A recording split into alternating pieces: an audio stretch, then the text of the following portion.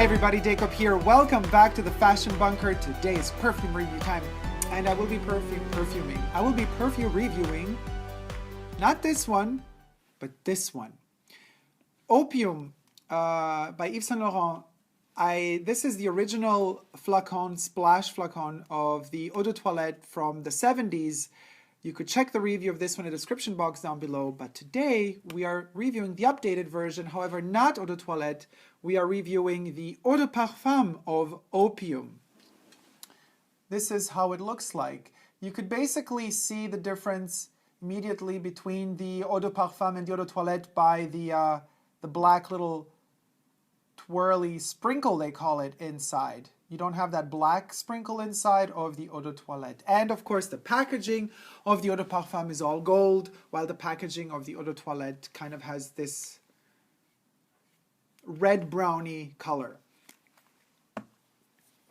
I have purchased the smallest version of this fragrance back in 2016. It is the 30 milliliter spray. There's a reason why I purchased the smallest one, and the batch code number, just so that you know which one I'm reviewing, is 38N500. So that would be 38 and like no way, Jose, 500. All right, let's spray it on. I'm going to put it there and there. It's very intense. Now here we get, before we get into the all of the details, why the 30 ml? This one is so intense and it lasts so long on my skin that I have decided personally to treat it like a pure parfum. Now I know that Yves Saint Laurent still, it's rare to find, but they still do produce the pure extract or parfum of opium in a slightly modified, cheaper looking bottle, might I add. But they still do produce it. But since this one is so intense, 30 ml, literally 2 sprays and it's already too much. I could have just done one. And usually when I wear it, I would just spray it here on my neck just once and that's it. And it lasts a whole day. Now let's get to the ingredients of this newly launched, not really newly launched, because I mean it's been relaunched or reformulated, or the packaging has been revamped back in 2009. Between Fabien Baron and back in the day artistic director of Yves Saint Laurent, Stefano Pilati. So we have top notes, lily of the valley, mandarin orange, bergamot. Then we got middle notes, myrrh, jasmine, and carnation. And then we go to the base notes, vanilla, amber, opoponax, patchouli. Now, there's a lot of incense and myrrh in here, for sure. And to me, there's also a hint of leather. But let's just quickly, and I'm gonna put the Eau de Toilette splash on the other hand. Now I know, I don't have the vintage Eau de Parfum, but the Eau de Toilette came first. So let's just dab it here a little. Oh my God, this is so, the juice is like brown, like honey, golden brown. Okay, well, this one has gotten a bit too much oxygen, I guess. Oh no, it's okay, it's fine. And it's, the top notes are a little bit off because this one is very, very old, but you can't compare them. That's the problem. But anyway, let's get to the ingredients of the other one quickly. The other one has, oh my God, billions of them. Top notes, pepper, mandarin orange, citruses, plum. We're talking this one here.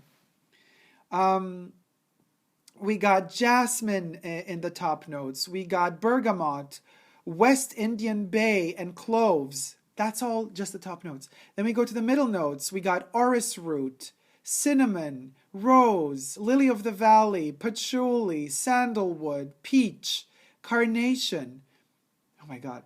Then we go to the base notes, musk, incense, amber, castoreum oil, a little bit of an animal there, opoponax, vetiver, benzoin, sandalwood, myrrh, cedar, vanilla, tolu balsam, labdanum, and coconut. I mean, you know what I mean? Like, this is depth.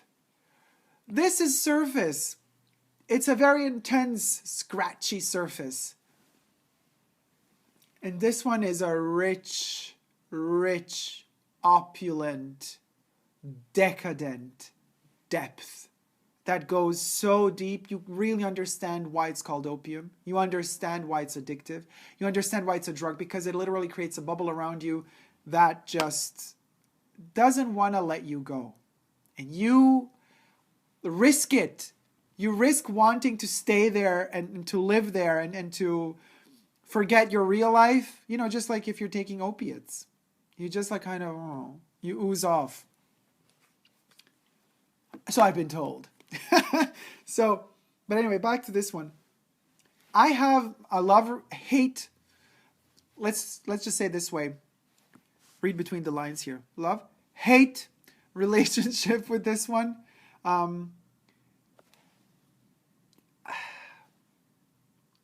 Since I know my original opium, this one is like it's like a synthetic version. It's like a cloned version, but where the cloning technology hasn't been really advanced so much to make it really what it should be. Like, it's not a one-to-one copy of the clone. You smell it and you know, okay, it's opium, but it's synthetic, it bites you, it's soapy, it has a chemical aspect to it that doesn't really, you know, it gives it away immediately. It gives it away immediately. You know, immediately this is a revamped version of opium, because the original is just light years away. Light years away. And what is very, very fascinating to me, just by smelling it really like off the skin, the original already just like speaks to me. It whispers, it screams, it yells, it kisses me, it pushes me, it really creates so many emotions in me, just like coming really close to the skin. This one, the Eau de Parfum, the new one, when you come too close, when I come too close to it and smell it too close, it's soap and chemicals, and it doesn't smell right. It doesn't want me to come too close to it. However, this one is gorgeous when I spray it on the chest, and I have layers of clothes covering it, and so it's distant from it. There's a distance to my nose.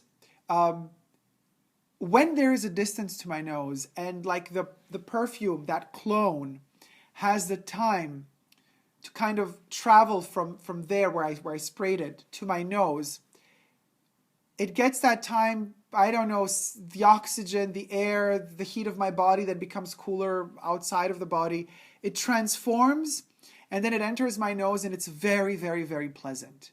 But if I don't give it that distance from the actual place where I sprayed it on to my nose, if I don't give it that distance, it's just really unpleasant. Very artificial, very synthetic, very soapy, very rough.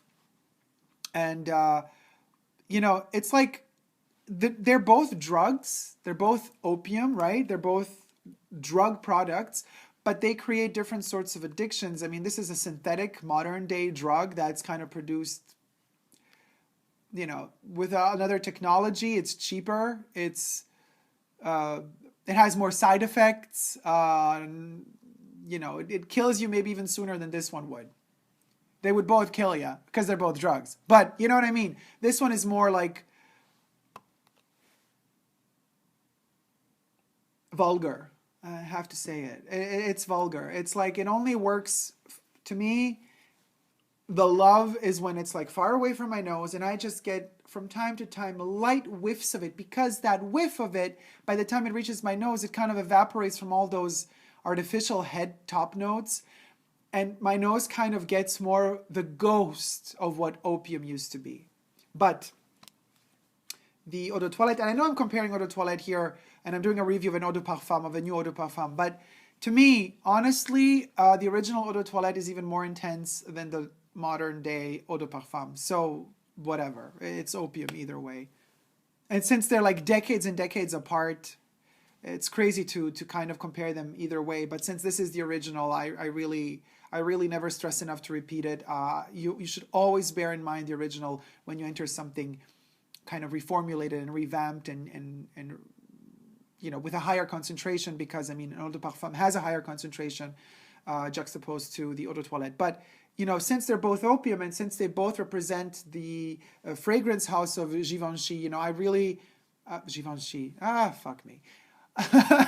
Yves Saint Laurent, what are you doing? You know why? Because I still have in mind that other video I did on Givenchy and you know, and then on Dior and then on Calvin Klein, and all of these things are mixing up in my mind, and I'm remembering the changing of the logo that Hedi Slimane did for Yves Saint Laurent to just Saint Laurent, making it very bold, and now Raf Simons doing the same for Calvin Klein, and so I'm like all confused and mixed up. Now, you want to bet the next logo change is with Givenchy? I don't know, but anyway, back to us here. Opium, this one is also slightly medicinal, and I have to say, in a very pleasant way. It's very herbally. It's very natural smelling to me. Now I know that there's a lot of oils in there as well. There's a lot of artificial ingredients there as well, but it's balanced in a way to give me the right amount of natural as opposed or in contrast to the artificial. So it's very, very, very well blended, and it doesn't in any layer of its progression on my skin does the original Eau de Toilette formulation, does it ever give me kind of this soapy artificial touch that makes me not appreciate a scent, because it kind of, you know, it kind of uncovers it or unleashes the fact that there's a plastic clone beast in there, you know. And mind you, I wouldn't mind the reformulation if it were just, if just a little bit more, if Yves Saint Laurent just maybe invested a bit more money, you know, if they weren't, because this kind of tells me greedy, because they want you to feel like you're having opium, but they're going cheap on you, you know. They're not giving you all the ingredients that the original opium had, and a lot of people say, oh, this one is a bit more toned down, so it's easier to wear, it's more easy on the skin. Yeah, it may be, but not necessarily. I wouldn't say that, because just because it has less ingredients or is slightly toned down doesn't make it more pleasing to the skin. You know, it's less complex. So, I mean, I know our society is going towards simplifying everything, and we're just like, you know, forgetting how to think with our heads, forgetting how to use real logical thinking. But that's because brands, governments, they all don't want you really to think too much. It's like a religion, you know. Religion does the thinking for you. Heaven forbid you were to use your own mind. If you question too much, then the people that are in power can't keep their power. So that's why I'm here. To question, to poke you guys to also question things. Don't take anything for granted. Yeah, it's opium. Yeah, we still smell it's opium. But there's something very vulgar in there. Something that smells of greed, you know, like they went cheap on us. Now, again, as I said before, I can appreciate it, I can wear it, and I do use it, and I use it very sparingly because it's very intense. It lasts for hours and hours and hours and hours and hours. It really, longevity on this one is beastly. Projection is very, very good as well. But when you come too close to the nose, it's just not right. Now, if I were to compare it to the vision of what this one kind of, what sort of trip this Eau de Toilette kind of makes my soul go onto, this is opium to me.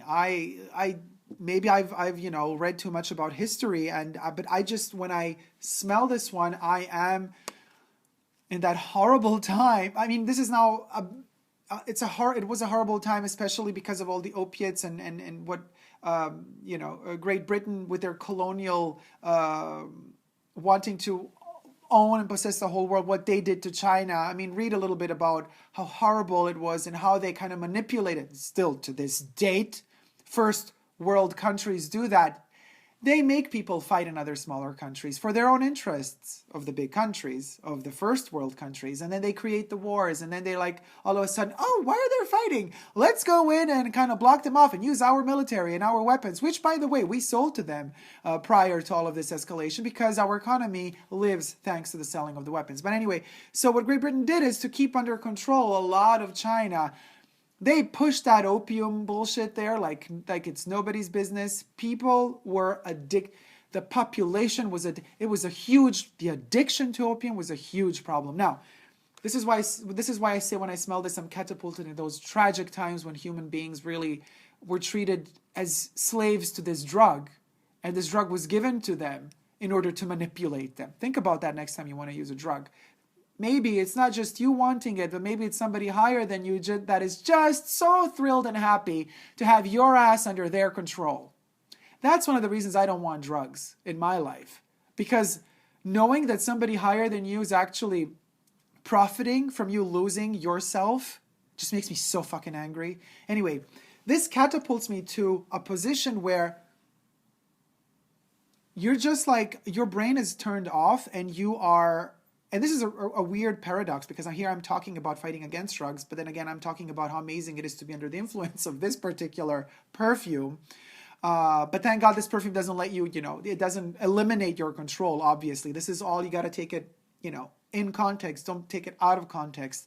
The imagination of this dream world when you're letting go, when your body is just floating and you're just in awe.